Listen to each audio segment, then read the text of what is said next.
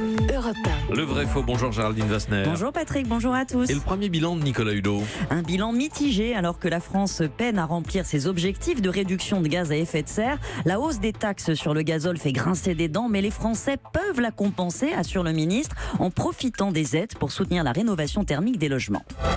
Regardez ce dont vous pouvez disposer. Parfois, vous pouvez rénover pour 1 euro votre habitation. On peut rénover son habitation pour 1 euro, vrai ou faux? On adorerait, hein, Oui. mais non, Non. c'est faux. Voilà. La seule chose qu'on peut faire pour 1 euro, si on répond à certains critères de revenus notamment, c'est isoler ses combles en y faisant insuffler de la laine de roche. L'offre existe depuis longtemps, une entreprise l'a créée en 2013 grâce à un dispositif encore plus ancien, il a 12 ans, les certificats d'économie d'énergie. Ils obligent les fournisseurs type Engie à financer des mesures contre la précarité énergétique. Depuis 5 ans, 50 000 personnes ont donc fait rénover leurs combles pour 1 euro.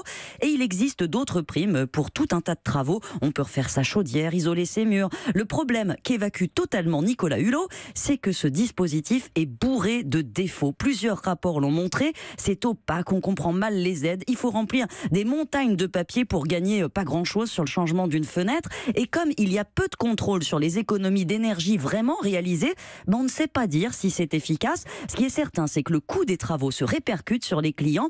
L'association Que Choisir a calculé que l'an dernier, les factures avaient gonflé à cause de ces certificats de 438 millions d'euros. Mais comme ça ne coûte rien aux finances publiques, le gouvernement adore. Est-ce qu'il y a d'autres aides plus efficaces? Alors d'autres aides, oui, il y en a des dizaines qui coûtent chaque année plus de 3 milliards au budget.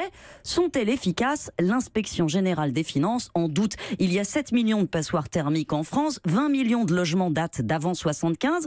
Pourtant, les rénovations traînent. L'objectif fixé par François Hollande, déjà de 500 000 logements rénovés par an, n'a jamais été atteint. Monsieur Hulot se fixe le même, mais on n'y est toujours pas, car ces aides proposées sont une jungle. TVA réduite, crédit d'impôt qui va devenir une prime, prêt à taux zéro, programme ciblé. Ça part dans tous les sens avec des objectifs mal définis. Certaines aides sont bien pensées, comme le programme Habiter mieux, qui a des exigences en termes d'économie d'énergie, mais d'autres ne le sont pas du tout. Et résultat, les plus modestes et les locataires notamment ne peuvent pas se permettre de faire rénover leur habitation.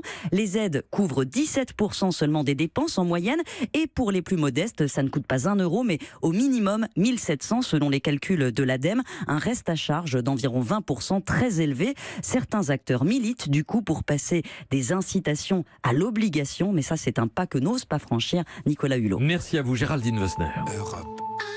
Europe 1.